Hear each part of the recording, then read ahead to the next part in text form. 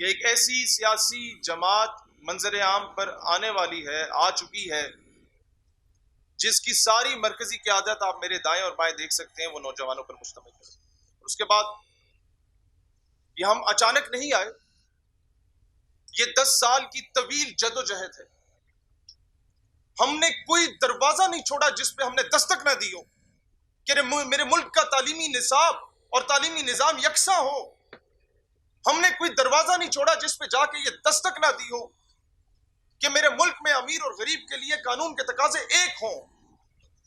ہم نے کوئی ایسا دروازہ نہیں چھوڑا جس پہ جا کے یہ دستک نہ دی ہو کہ مرغی چوری کرنے والے کو آپ کئی سال قید کر لیتے ہیں اور ملک کا خزانہ چوری کرنے والے کو رائے فرار دے دیا جاتا ہے یا اسے بے لگام گھوڑے کی طرح چھوڑ دیا جاتا ہے۔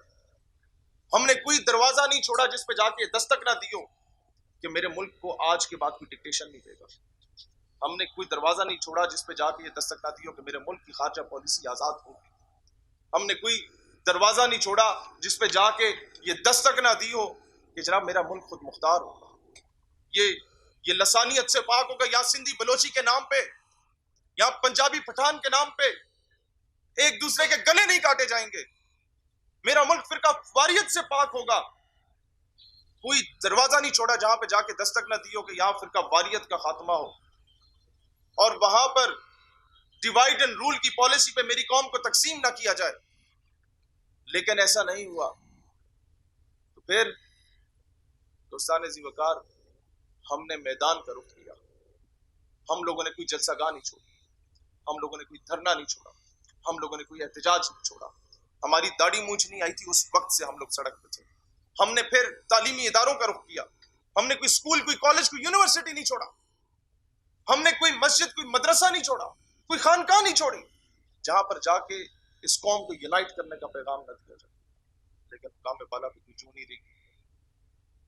تو پھر آج بالآخر ہم تمام نوجوانوں نے یہ فیصلہ کیا ہے کہ ہم ایک نوجوانوں کی نمائندہ پولیٹیکل پارٹی جو اس موروثی سیاست کو، یہ جدی پشتی نوابوں، وڈیروں، جاگیرداروں کی سیاست کو خیر آباد کہنے کے لیے ہم لوگ اب انہیں جڑ سے اکھیڑنے کے لیے میدان عمل میں قدم رکھنے پاکستان نظریاتی پارٹی کے نام سے انشاءاللہ تعالی یہاں جھوٹے نعرے لگائے گئے، یہاں عوام کو ٹرک کی بتی کے پیچھے لگائے رکھا، یہاں پر عوام کے ساتھ کھلواڑ کیا گیا، یہاں چھوٹے چھوٹے شہروں سے جب بھی کسی ٹی ایچ کیو میں آپ جاتے ہیں تو کہا جاتا ہے اسے راول پنڈی لے جاؤ، اسے ملتان لے جاؤ، جنوبی پنجاب پورے کو اٹھا کے ملتان میں پھینک دو، پورے بلوچستان جو آدھا پاکستان ہے اس کو اٹھا کے کوئٹہ پھینک دو، پورے انٹیریئر سندھ کو اٹھا کے آپ جو ہے وہ کراچی میں پھینک دو، اور مریض جاتے جاتے رستے میں دم توڑ جاتا ہے۔ ہم لوگ انشاءاللہ تعالی ہر تحصیل کے ٹی ایچ کیو کو اپ گریڈ کروائیں گے انشاءاللہ تعالی۔ جس دن ہمارا اختیار میں ہوا، چاہے گورنمنٹ میں آنے سے پہلے یا بعد میں، ہم لوگ یہ قانون امپلیمنٹ کروائیں گے کہ تمام سرکاری ملازمین، چاہے ایم این اے ہو، ایم پی اے ہو، سینیٹر ہو، سینئر آفیسر ہو، کسی بھی محکمے کا، اس کے لیے لازمی قرار دیا جائے گا کہ اس کے بچے 10ویں کلاس تک کی جو بیسک ایجوکیشن ہے وہ سرکاری اسکول میں کسان، مزدور، ہاری اور غریب آدمی کے بچوں کے ساتھ ایک ہی کلاس روم میں بیٹھ کے پڑھیں گے۔ تب جا کے دو نہیں ایک پاکستان کا نیریٹو سامنے آئے گا، تب جا کے یہ ایک آزاد پاکستان ہوگا جہاں ایک عام آدمی کا، سیلف میڈ آدمی کا بچہ بھی مین سٹریم میں آ سکتا ہے۔ یہاں 1 کروڑ نوکریوں کے نعرے لگائے گئے، لیکن دوسری طرف دیکھیں لاکھوں لوگوں کو تجاوزات کے نام پہ کوئی اور پالیسی دینے کی بجائے بے گھر کر دیا گیا، نوکریوں سے نکال دیا گیا، اور جب آپ سڑک پہ جائیں آج سے 5 سال پہلے اور آج، جہاں 2 بندے مانگتے تھے اب 10 بندے جو ہیں وہاں پہ بھیک مانگ رہے ہیں۔ دوستان ذی وقار جب وجہ پوچھی جاتی ہے تو کام بالا کہتے ہیں اوور پاپولیشن ہے، یہ کنٹرول نہیں ہو رہی تو بے روزگاری پھیل رہی ہے۔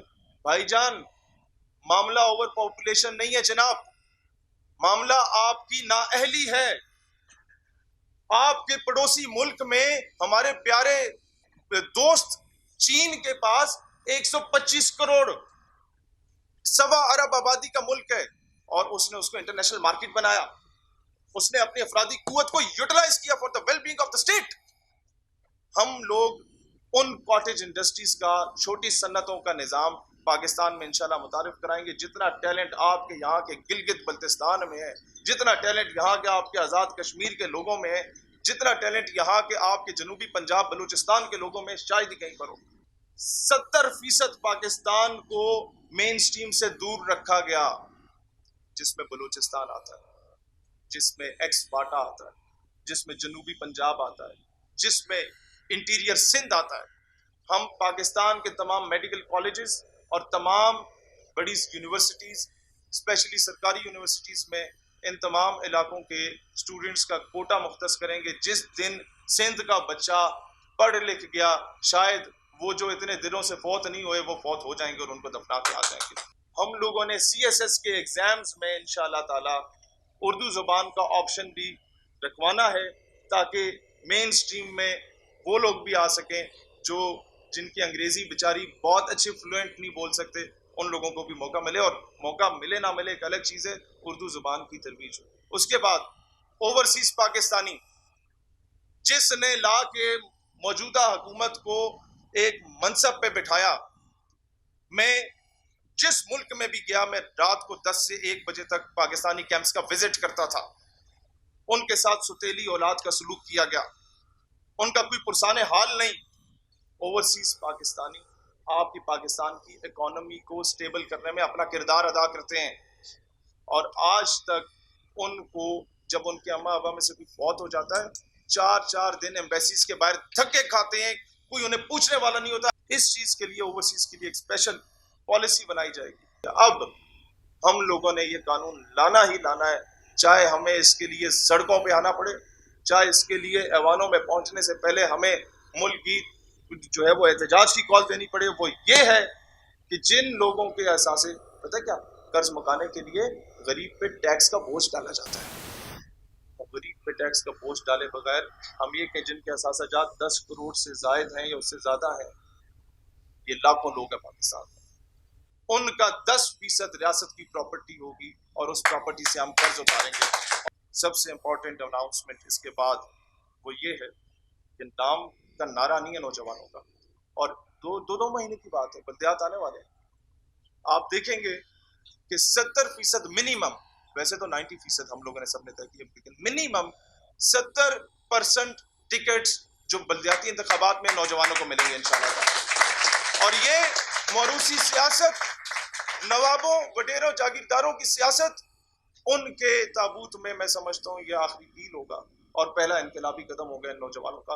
ہم لوگوں نے ٹورزم ڈپارٹمنٹ پہ پوری ایک پالیسی بنائی ہے، اب ٹائم کم ہے اس پہ ہم آئیں گے.